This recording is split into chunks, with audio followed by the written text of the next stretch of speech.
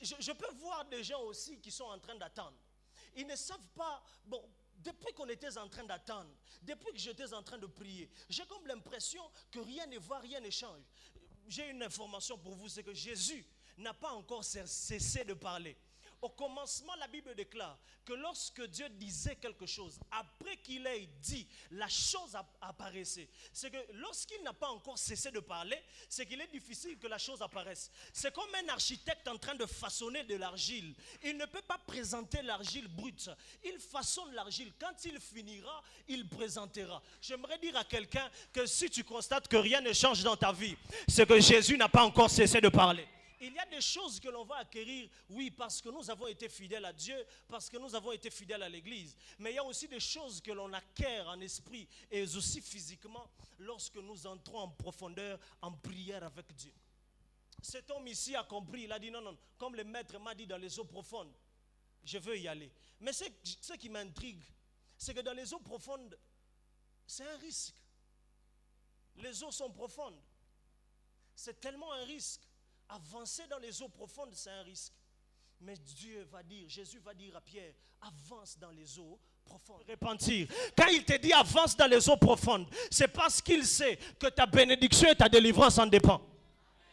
Il dit à Pierre, avance dans les eaux profondes. Il y avait dans les eaux profondes, peut-être des crocodiles. C'était dans un lac. Il y avait dans les eaux profondes, il y avait des gros poissons qui pouvaient par un simple mouvement renverser la barque dans laquelle il y avait Pierre. Mais Jésus lui dit, avance là que c'est dangereux. Écoutez, Dieu aime aussi les dangers. J'aime mon Jésus parce que Jésus aime là qu'il y a les dangers. Il n'aime pas que là que c'est facile, là où tout le monde peut arriver, il explose et il monte déjà. Dieu aime aussi là que c'est difficile parce que vous saurez comment qu'il est Dieu s'il n'y a rien qui vous semble être difficile. Ici, la Bible déclare, Pierre va dire encore sur ta parole. Quand j'analyse sur ta parole, il y a quelque chose qui me vient à l'esprit. C'est mon cours de grammaire à l'école primaire. Je voudrais savoir quelle est la fonction que joue le mot sur ta parole. Ça a quelle fonction? C'est que quand je lis, on dit Simon lui répondit, maître, nous avons travaillé toute la nuit sans rien prendre. Mais sur ta parole, je jetterai le filet. Quand on pose la question, je jetterai le filet où? La réponse qui arrive directement à l'esprit, avec ce qu'on nous a appris à l'école primaire, c'est sur ta parole. Quand Pierre pose la question, où est-ce que je vais jeter le filet? La réponse c'est où? Sur ta parole. C'est que la parole de Dieu, c'est une grande richesse pour nous, enfants de Dieu.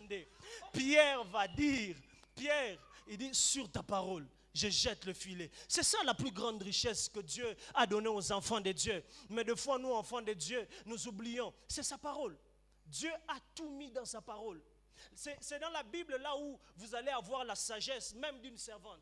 C'est dans la Bible où vous allez avoir la sagesse, comment gérer les gens. C'est dans la Bible, même quand tu es président de la chorale, c'est dans la Bible où tu auras la sagesse, même de comment chanter la musique, parce qu'il y a des psaumes, il y a des cantiques.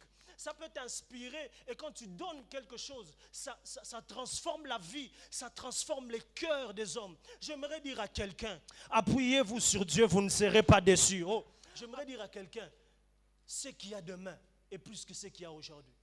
Il y a des choses que Dieu a déjà réservées pour toi. C'est plus que ça. J'aime bien, la Bible déclare qu'en lui, nous avons été bénis de toutes sortes de bénédictions spirituelles dans les lieux célestes. En lui, l'Église, nous devrons apprendre à rester, à demeurer en Dieu, parce que c'est lui notre plus grande richesse. C'est la parole de Dieu qui est notre plus grande richesse. L'argent, vous pouvez en avoir, mais l'argent sans Dieu, l'argent sans Dieu ne vaut presque rien.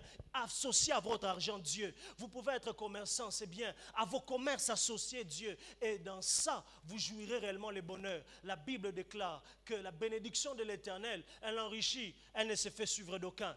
Aucun chagrin. Les gens qui ne t'envient pas aujourd'hui, parce que tu as Dieu, finiront par t'envier demain. Faites tout, manquez tout dans la vie, mais pas Dieu.